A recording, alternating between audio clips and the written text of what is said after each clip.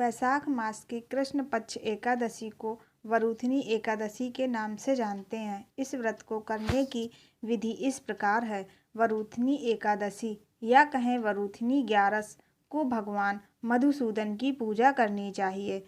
इस दिन भगवान श्री हरि यानी विष्णु के 12 अवतार की प्रतिमा की पूजा भी की जाती है।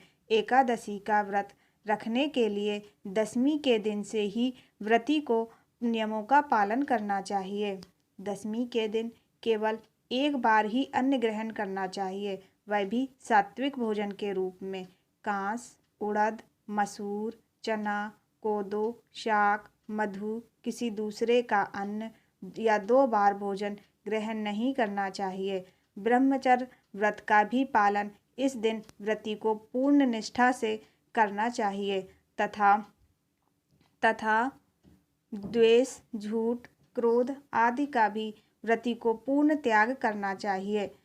एकादशी के दिन प्रातःकाल स्नान आदि के पश्चात व्रती को व्रत का संकल्प लेकर भगवान विष्णु के 12 अवतार की पूजा करनी चाहिए व साथ ही व्रत की कथा भी सुननी या फिर पढ़नी चाहिए।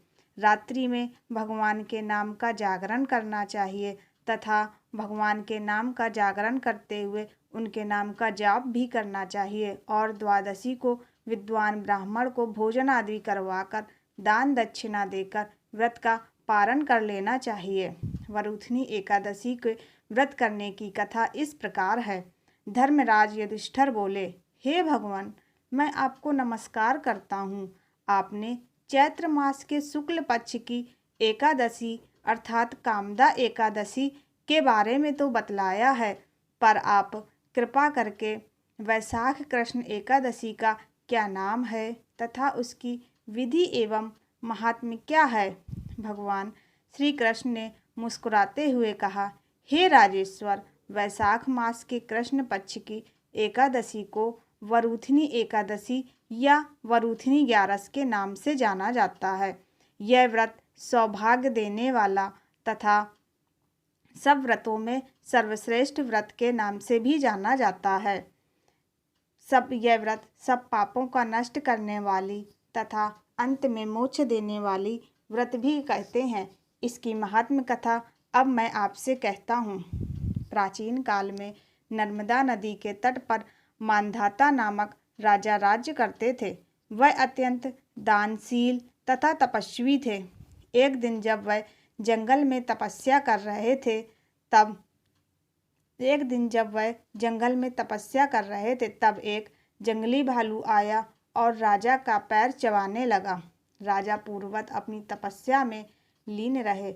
कुछ देर बाद पैर चबाते चबाते भालू राजा को घसीटकर पास के जंगल में ले गया। राजा बहुत घबराया, मगर तापस धर्म अनुकूल उसने क्रोध और हिंसा न करके भगवान विष्णु से प्रार्थना की तथा वह प्रार्थना करते हुए करुण भाव से भगवान विष्णु को पुकारा। उसकी पुकार सुनकर भगवान श्री हरि विष्णु प्रकट हुए और उन्होंने चक्र से भालू को मार डाला।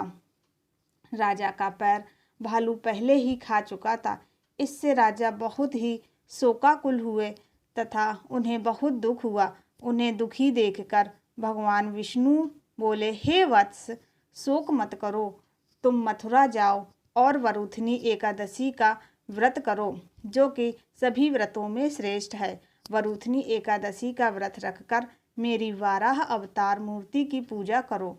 उसके प्रभाव से पुनः सुदृढ़ अंग वाले हो जाओगे। इस भालू ने तुम्हें जो काटा है, यह तुम्हारे पूर्व जन्म का अपराध था।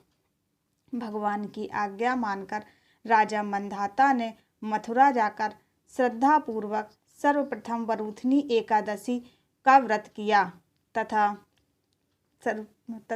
इसके प्रभाव से राजा शीघ्र ही पुनः सुंदर और संपूर्ण अंगों वाला हो गया।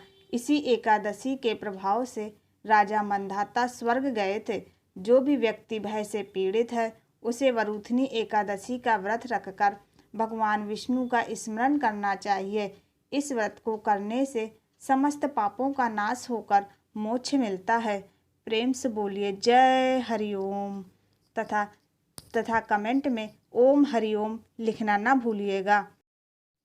तथा भगवान विष्णु आपकी सभी मनोकामनाओं को पूर्ण करते हुए आपका जीवन मंगलमय रखे। ओम हरिओम।